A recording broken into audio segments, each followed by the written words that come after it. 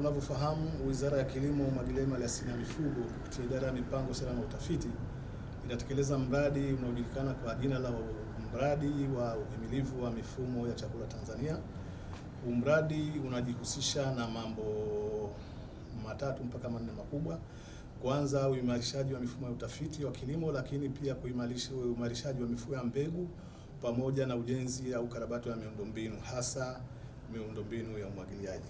Sasa kwenye hiki kipengele cha uimarishaji wa mifumo ya mbegu pamoja na kuzalisha mbegu, lakini pia huwa tunatoa mafunzo kwa wakulima pamoja na wadau mbalimbali wa sekta ya kilimo jinsi ya kuijua mifumo ya mbegu inavyofanya kazi.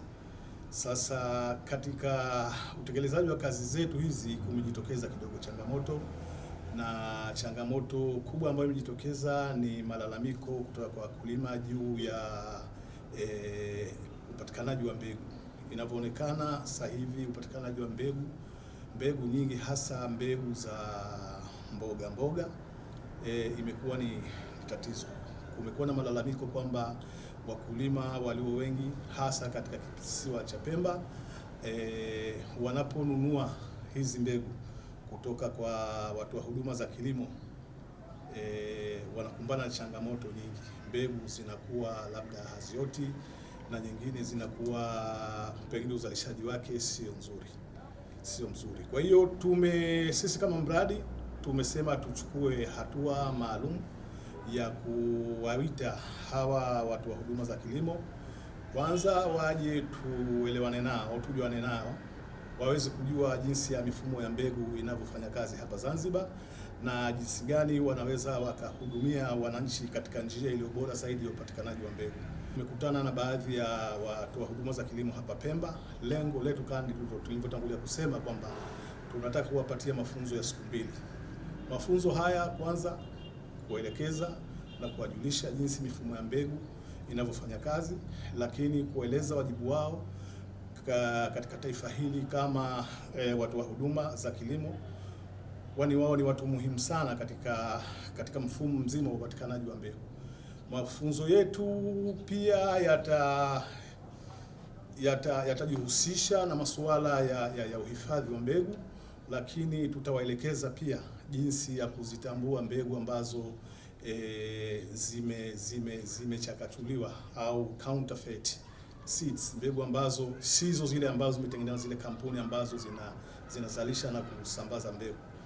Tunategemea baada ya kuwapa mafunzo haya basi watakwenda kutoa huduma hii kwa ufanisi, na sisi kama wizara tutakuwa na jukumu la kuwapitia mara kwa mara, kuwakumbusha wajibu wao ili waweze kuwapatia wananchi wetu hasa wakulima huduma iliyotukuka ya usambazaji wa hizi mbegu. Kwa ufupi, muhtasari wa yale ambayo tumetaka kuyafanya katika siku zetu 2 hizi tulizopo hapa. Na mafunzo haya ya siku 2 kwa wafanyabiashara au watu ambao wanatoa huduma za pembejeo kwa hapa Pemba, na mafunzo kama haya tunatarajia yatafanyika Unguja kwa wafanyabiashara au wa pembejeo. Na kubwa ambalo limekuwepo au madhumuni au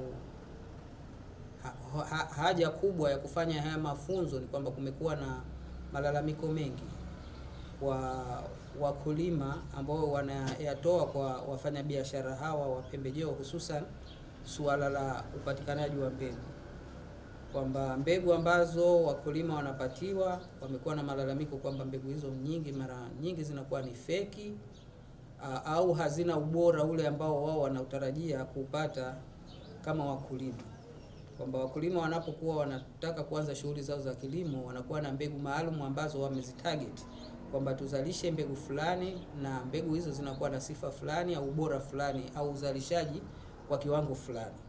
Sasa wanapokwenda kwa wafanya biashara, mara nyingi wanazipata mbegu hizo pengine zina jina hilo, lakini mara nyingi zinakuwa hazina ubora au uzalishaji wa kiwango kile ambacho wao wamekitarajia. Sasa haya malalamiko yameshakuwa mengi sana, na kama serikali ni wajibu wetu kuchukua hatua za kulitatua hii changamoto ambayo kwa sasa ipo, na ndio maana tumeona kwamba tufanye mafunzo kwanza kwa hawa wafanyabiashara wa pembejeo hizi hasa mbegu, mbali ya kwamba kuna na pembejeo nyingine mfano viuatilifu hivi, lakini sasa tatizo kubwa kwa wakulima limekuja kwenye suala la mbegu ambazo wanazipata mara nyingi zinakuwa hazioti au hazitoi tija ambayo wao wameitarajia. Kwa hiyo kupitia huu mradi wa uhimilivu wa mifumo ya chakula umetoa ufadhili wa kuyafadhili haya mafunzo ya siku 2 ambao wakulima wafanya biashara hawa pembejeo tutakaa nao na kujua hasa changamoto zao na kuelezana mawili matatu hasa kwenye masuala ya vipi, jinsi gani wanaweza wao wakazijua hizi mbegu ambazo ni feki, na kuwaelekeza vile vyanzo ambavyo wao wanaweza kuchukua kama ni mbegu, basi waende kwenye vyanzo ambavyo ni vya uhakika, na kupunguza hizi athari za kuchukua mbegu tu ambazo hawana uhakika nazo, na pia kuwaelewesha jinsi gani ya uhifadhi mzuri wa hizo mbegu. Kwa hiyo tutawapa pia taaluma kwa hizi siku 2 za jinsi gani wanaponunua mbegu, pengine wananunua ziko katika hali nzuri ya ubora mzuri, lakini kutokana na uelewa mdogo ambao wanao katika uhifadhi wa zile mbegu zinaweza zikachukua muda mfupi zikawa zimepata athari na kuwa hazifai tena kutumika kwa ajili ya kilimo, zikapungua ule ubora wake, na ndo pengine kikawa chanzo ambacho kinaleta malalamiko. Kwa hiyo nafikiri yatawasaidia sana katika kuhakikisha kwamba wanazitambua mbegu wakati wao wanapoenda kununua kwa wao madila wakubwa, lakini pia waweze kuzihifadhi vizuri katika store zao au maduka yao ili ziweze kutumika kwa muda mrefu.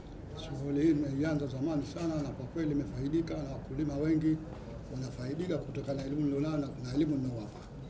Kwa hivyo kwa kweli wakulima wa sehemu za kaskazini mpaka huko kusini wanakuja pale katika duka letu kutafuta vifaa au bidhaa na kupata mwelekeo mzuri. Kwa kweli mbegu ni changamoto ambayo kwa imetokezea siku hizi, kwa sababu unaweza ukaichukua mbegu imeandikwa expire yake ni imetayarishwa mwezi wa 7 2025, lakini kule mbegu wale waliotengeneza kumbe mbegu ile ilikuwa ni changa katika uvunaji. Kwa hivyo kwa vile mimi kama mfanyabiashara nimeiona expire yake bado, huwa mimi itabidi ninunue, lakini katika wale watu wakulima wangu wanaokwenda kupanda matokeo yake anambia bwana, mbegu haikutoa vizuri, nyingine zimetoka, nyingine hazikutoa. Kwa hivyo huambia mimi hichi ni kutokana na kuwa wale jamaa wakulima au watengenezaji wa mbegu waliivuna changa na kaiweka katika paketi. Kwa hivyo kwa kweli mimi naomba ustahamili, lakini inshallah natafutia mbegu nyingine, naambia njoni baadaye huwa nafidia kwa mbegu nyingine.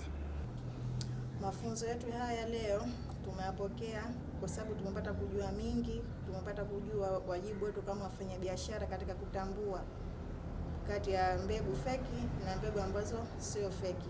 Tumepata kujua sheria, athari pamoja na faida za kuwapelekea wakulima mbegu. Miongoni mwa athari za kuwapelekea wakulima mbegu feki ni kwamba tunaharibu biashara yetu wenyewe, pia tunaangusha chakula katika nchi kwa ujumla, kwa sababu mkulima ukimpa mbegu ambayo ni feki, uzalishaji wake ile mbegu haitafanya ufanisi vizuri. Kwa hiyo ikiwa haikufanya ufanisi vizuri, level ya chakula ya uzalishaji itapungua kwake, ambapo akipunguza yeye kiasi cha uzalishaji wa chakula, pia na nchi kwa ujumla nayo inapungua. Wauzaji tunaweza tukachangia, lakini sio kwa asilimia kubwa. Ila pia ni elimu ndogo kwa wakulima na wafanya biashara, uwezo wa kutambua kwamba hii ni mbegu feki ama hii ni origin, kwa sababu unaweza kukuta mbegu kaangalia kampuni ndio ipo lakini hazina zile lebo.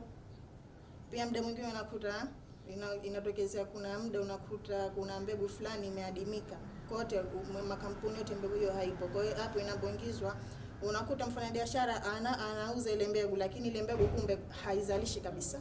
Ukiangalia germination percentage ukienda ukitesti, pengine unaweza ukakuta kati ya mbegu 100 mbegu zinazopaswa ni mbegu 2. Kwa hiyo hapo naweza nikasema kwamba ni sisi wafanyabiashara pia tunachangia katika swala hilo, lakini pia wakulima nao na pia serikali ufuatiliaji wao pia, na wao wanatakiwa wanafuatilia kwa kina kujua hali halisi kabisa ilivyo.